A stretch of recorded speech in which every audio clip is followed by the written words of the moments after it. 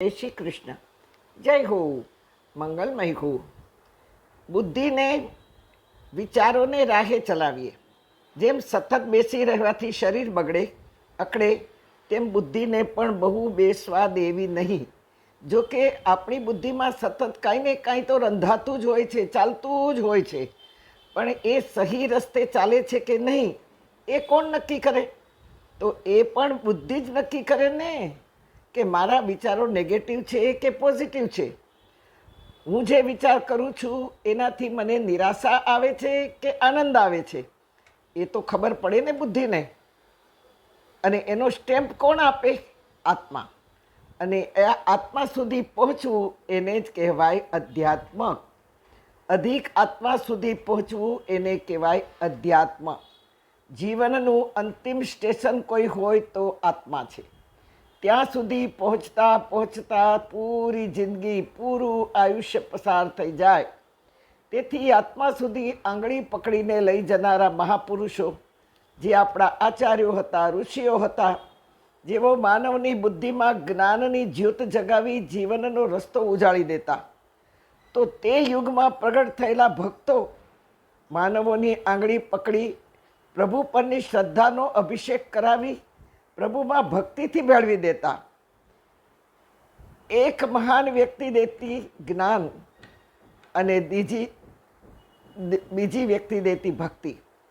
વૈષ્ણવ ધર્મમાં 252 વૈષ્ણવોની સત્ય ઘટનાની કથા છે. તેઓએ પ્રભુ ભક્તિમાં કેવી રીતે ભળવું તેવું સાક્ષાત બતાવ્યું છે આ 252 વૈષ્ણવોએ. હા, આપણે એમને વાર્તા દ્વારા ભગવાનમાં, ઠાકોરજીમાં ભળતા જોયા છે. ઉદાહરણો આપણને વાંચવામાં આવ્યા છે. તો મહાન આચાર્યોએ પ્રચંડ કર્મયોગ શીખવ્યો. સદાય સતત ચરાઈ વહેતી ચાલતા જ રહ્યા. જે ચાલતા રહ્યા ન કહેવાયું, લીલી પરિક્રમા કહેવાયું. ઘણીવાર આ વાતો આપણે કરી લીધી છે. હા, કદી ક્યાંય બેઠા નહીં. કોઈ પણ એક જગ્યાએ બહુ ગમી ગયું, કોઈ ગામમાં બહુ ગમી ગયું, કોઈ લોકો વચ્ચે બહુ ગમી ગયું, તો ચાલો 15 દી વધારે રોકાઈ જઈએ, હવા ફેર થશે નહીં. નિયત જગ્યાએ અને નિયત સમય સુધી જ ધર્મ કાર્ય કરી અને નીકળી જતા.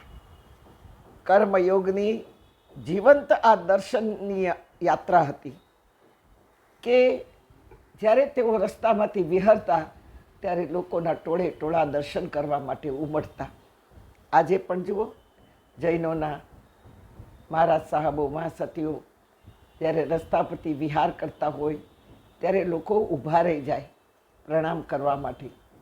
કારણ કે એમના તપને, એમના જ્ઞાનને, એમના કર્મને આપણા સાષ્ટાંગ પ્રણામ છે. હા, આ દર્શનીય જીવનયાત્રા કહેવાય. સમસ્ત પૃથ્વીનું પરિભ્રમણ, પરિક્રમા, મેં કહ્યું ને કે જેને લીલી પરિક્રમા કહેવાય. તો એવા મહાન આચાર્યોએ આપણને ચાલતા શીખવ્યું.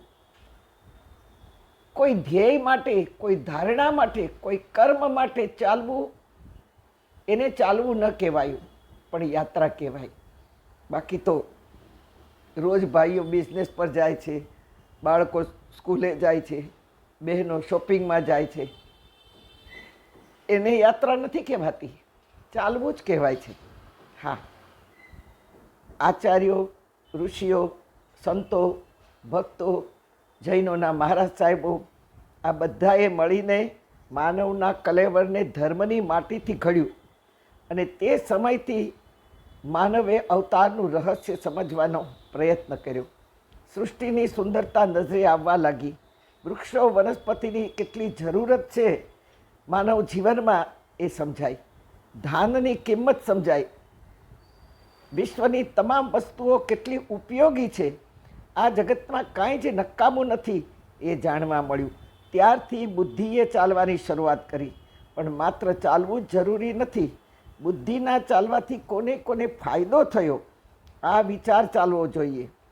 કે મેં બુદ્ધિ ચલાવી એમાં સમાજને ફાયદો થયો, મારી જ્ઞાતિને કોઈ ફાયદો થયો, મારા જ્ઞાતિના બાળકોને કોઈ શિક્ષણ મળ્યું, મારી બુદ્ધિ ચાલી એમાં, મારા કોઈ જ્ઞાતિના વૃદ્ધોને અનાજ મળ્યું, મારા બાળકોને પ્રેમ મળ્યો, ઉત્સાહ મળ્યો, ઉમંગ મળ્યો, પ્રેરણા મળી, એને બુદ્ધિનું ચાલવું કહેવાય.